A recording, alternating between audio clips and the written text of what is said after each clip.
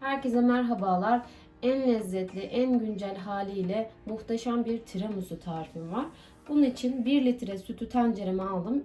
2 adet yumurta sarısı ekliyorum. 1 su bardağı un. 1 su bardağı toz şeker ekliyorum. 2 yemek kaşığı nişasta. Bu aşamada mısır nişastası kullanalım. Mısır nişastası daha güzel kıvam veriyor. Şöyle ekliyorum. Tüm lezzetleri ortaya çıkarması için bir çimdik çok az tuz ekliyorum. Ocağa almadan önce tüm malzemelerimizi güzelce karıştıralım. Orta ateşte sürekli karıştırarak göz göz olup kıvam alıncaya kadar pişirelim. Bu aşamada mutlaka orta ateşte pişirelim. Yüksek ateşte pişirirsek kıvamı cıvık olur. Hemen katılaşsa bile. Karışımım kıvam alıp göz göz oldu. Oldukça koyu kıvamda. Bu aşamada 1 tatlı kaşığı tereyağı ekleyelim. 1 paket vanilya. Tamamen soğuması için bekletelim. Tiramisu'nun keki için yumurta akı ve sarısını güzelce ayırdım. Bir damla bile birbirine karışmaması gerekiyor bu aşamada. Kaplarımız da tamamen kuru durumdaydı. Benim yumurtalarım küçük olduğu için ben 5 tane kullandım. Sizin yumurtalarınız orta boysa 4 tane de kullanabilirsiniz. 1 su bardağından 1 parmak eksik toz şekerim var. Bunun yarısını sarısına ve yarısını da akına ekleyeceğim. Akına eklerken aşama aşama ekliyorum.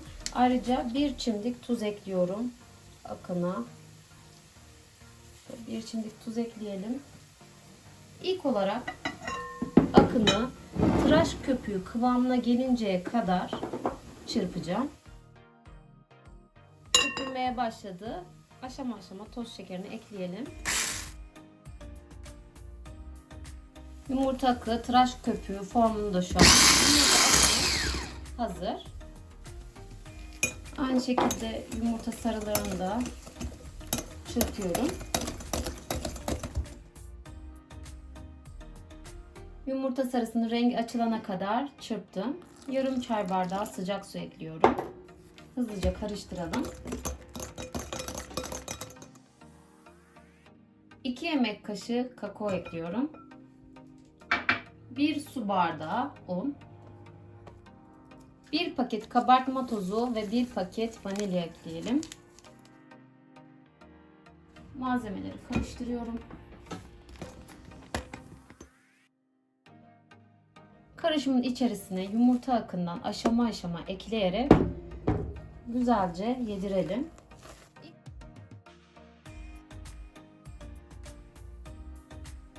28'e 28 kare borcamımın tabanına yağlı kağıt yerleştirdim. Hazırlamış olduğum karışımı yağlı kağıdın üzerine ekliyorum.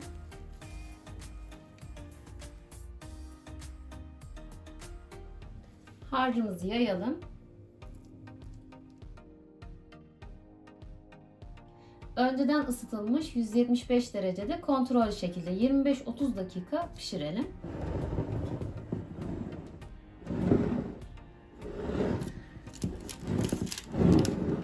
Pandispanyamız pişti. Şu an enfes kokuyor. Tamamen soğuması için dinlendirelim. Keki ıslatmak için 2 su bardağı sütün içerisine 1 yemek kaşığı toz şeker ekliyorum.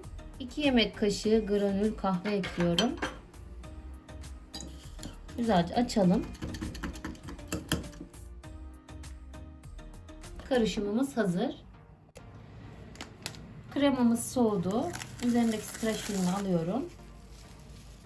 1 poşet krem şanti ekliyorum.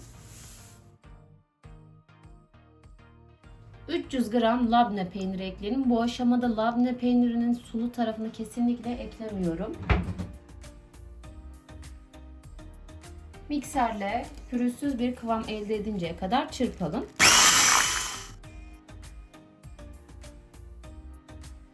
Kremamı güzelce çırptım. Kremamız hazır. İpek gibi muhteşem bir krema oldu. Kekimiz de tamamen soğudu. Yağlı kağıdını alıyorum. Tam ortadan ikiye bölelim.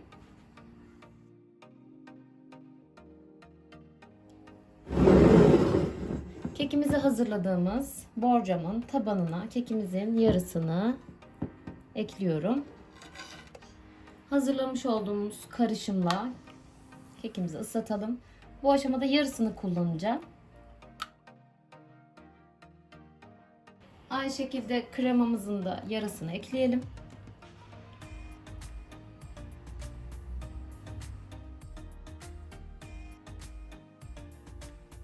Dikkatli bir şekilde diğer yarısını ekliyorum.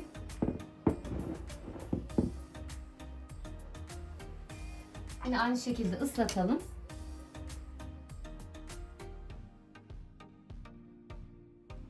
Kalan kremamızı ekleyelim.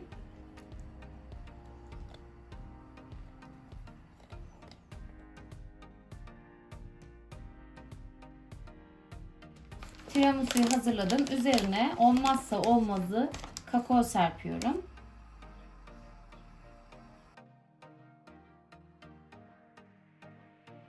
Tiramisu bir gece buzdolabında bekledi. Dilimlere ayıralım.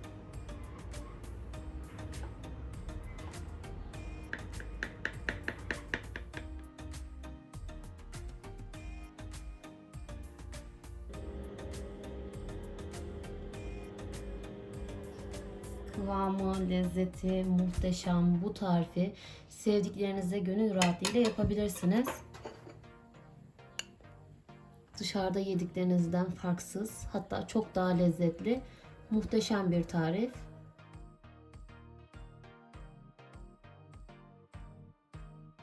Kıvamına da bakalım. Lezzet, kıvam muhteşem. Gerçekten enfes oldu.